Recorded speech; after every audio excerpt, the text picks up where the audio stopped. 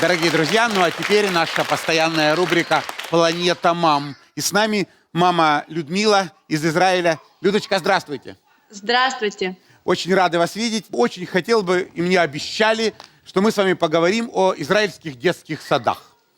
Да, Расскажите мне, эта тема здесь интересная. когда Да. это начинается? В каком возрасте можно вообще отдать ребенка в израильский детский сад?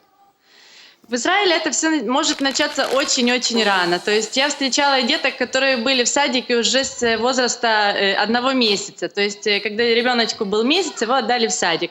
Но в большинстве случаев детей отдают в садик с полгода. Так как декретный отпуск здесь это 12 недель. Получается 6 недель это до родов и 6 недель после родов. Это тот отпуск, который оплачивает Битуах Леуми, Министерство здравоохранения.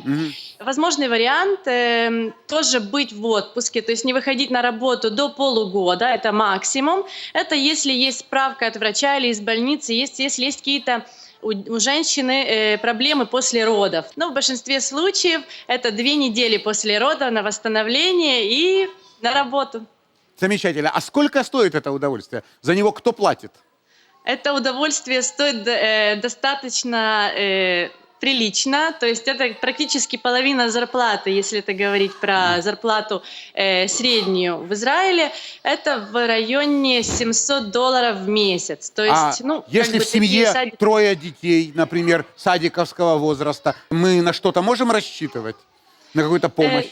В таком случае, наверное, мама уже не работает. То есть здесь, конечно, есть много мам, которые не работают, которые с детьми дома, их воспитывают сами. Но если есть желание работать, то отдают до 3 лет в садик в частный, и после 3 лет уже отдают в садик, который государственный. И там практически всю оплату это оплачивает тоже Министерство здравоохранения. Есть еще одна вещь, это называется мишпахтон. Это как маленькие детские ясли на дому. То есть есть специально обученные нянечки-мамы, которые проходили специальные курсы, они открывают у себя дома такой маленький садик на 5-6 деток, и оно стоит немножко меньше, но и считается здесь, что оно более интересное тем, что там личный подход к каждому ребенку, это более такое семейное. Людмила, скажите, пожалуйста, а в материальном отношении разница между государственным и негосударственным садиком значительная?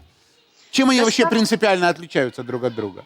Они отличаются многими вещами. То есть, конечно, по оплате частный садик это в районе $700. Конечно, может быть меньше и больше.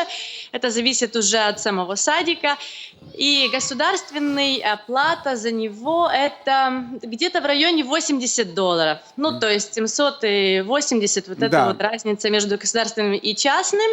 И также время. Частный садик, он работает с 7:30 до 6 вечера, можно оставлять ребенка, а садик государственный, это уже приучает более детей и родителей к тому, что скоро будет школа. То есть он работает до часу дня, дети там не спят, они не кушают.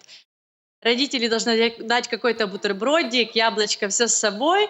И, возможно, продленка до 4 часов при необходимости. Но, в принципе, в большинстве случаев в садике работают до часу дня.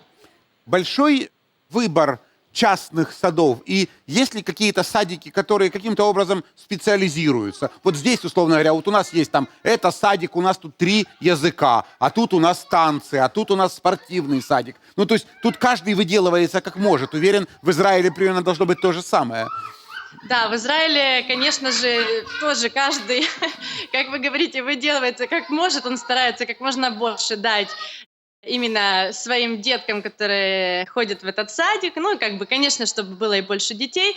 Но здесь в каждом садике практически есть музыка, начиная с ясельной группы. То есть кто туда идет, кому уже время, кому интересно, кому можно, он присоединяется. Кто еще помладше, у них своя другая программа, но все детки, в принципе, вместе. Там есть музыка, пение, английский. Называется джимбори, это как спорт такой. Приходят специальные тренера, которые проводят эти все курсы для деток. Супер. Еще 2 вопроса, которые очень важны для нас всех. Первое. Вот я начитался всяких ученых и решил, что я не буду своему ребенку делать прививки. Вот я такой умный, самый умный. Как мне быть с детским садиком? Возьмут моего ребенка в детский садик без прививок, если я не хочу их делать? Ну, смотрите, если по отношению к Израилю здесь прививки, они не обязательные, но практически 99% людей их делают, так как, ну, я не встречала ни одного случая, что прививки привели к каким-то негативным последствиям, да, как мы иногда слышим в других странах. И прививки не делают только религиозные семьи. Это как-то регулируется законодательно, если я по религиозным соображениям не хочу вакцинировать своего ребенка. Пойдет ли мой ребенок в государственный детский сад? Есть сады для религиозных, есть сады не для религиозных. Если ребенок из религиозной семьи, он идет в другой садик, у них там совсем другая программа, так же, как и в школе. В религиозных школах они не учат ни математику, ни языки, ничего, только они читают Тору. Спасибо. Но это как бы уже дальше. И второй вопрос, перед тем, как я вас отпущу. Если у ребенка 37,5 и сопли, меня возьмут в детский сад такого Нет. ребенка? Нет. Нет. Да? То есть такой... Температурой нельзя, да. А если температуры нет, а сопли ручьем? Не берут только по двум причинам. Если или у ребенка температура, или у ребенка понос. Понятно. То есть эти две причины в садик не принимают. Спасибо вам огромное, нам было с вами безумно интересно. Дорогие друзья, спасибо, что вы с нами, и будьте всегда в курсе последних наших новостей. Подписывайтесь на наш канал в YouTube.